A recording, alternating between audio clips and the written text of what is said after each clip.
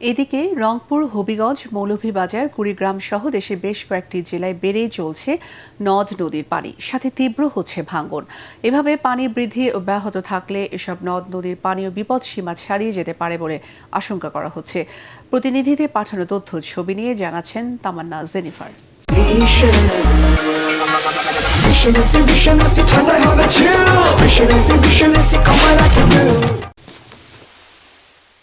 ভারী বর্ষণ সহ উজান থেকে নেমে আসা ঢলে রংপুর অঞ্চলের প্রধান নদ নদীর পানি বৃদ্ধি অব্যাহত রয়েছে।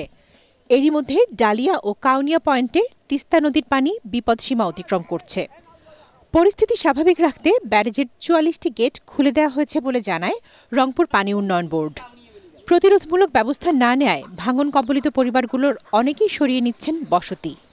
দুর্ভোগে দিন যাপন করছে অনেক দরিদ্র পরিবার। মৌলভীবাজারে টানা বর্ষণ ও উজানের পাহাড়ি ঢলে প্লাবিত হয়েছে জেলার ৭টি উপজেলার ৫০টি ইউনিয়নের প্রায় ৪০০ গ্রাম। নদী ভাঙন আর জলাবদ্ধতায় কৃষিজমির ব্যাপক ক্ষতিসহ জনদুর্ভোগে স্থানীয়রা। দিন ও রাতে থেমে থেমে বৃষ্টি অব্যাহত থাকায় প্রতিদিন প্লাবিত হচ্ছে নতুন নতুন এলাকা।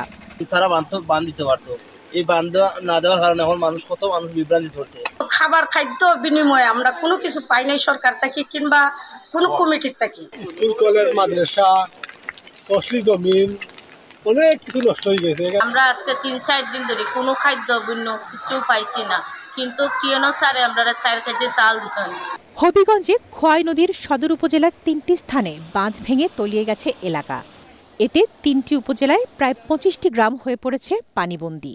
বাঁধ ভাঙাতে আমরা অনেক জমি নষ্ট হইতেছে। এখন যে পুরাটা বাংলা দেওনে কিছু রক্ষা হয়েছে, নাহলে অনেক বড় ভাঙা হয়েছে। কুড়িগ্রামে তিস্তা, ধরলা ও ব্রহ্মপুত্র নদ তীরবর্তী এলাকায় অন্তত 25টি স্থানে ভাঙন দেখা দিয়েছে। পানি বাড়ার কারণে নদ নদীর অববাহিকায় নিম্নাঞ্চল ও চরাঞ্চলের প্রায় 15,000-এরও বেশি পরিবার পানিবন্দী। ভেঙে পড়েছে যোগাযোগ ব্যবস্থা, তলিয়ে গেছে সড়ক, সবজি ক্ষেত।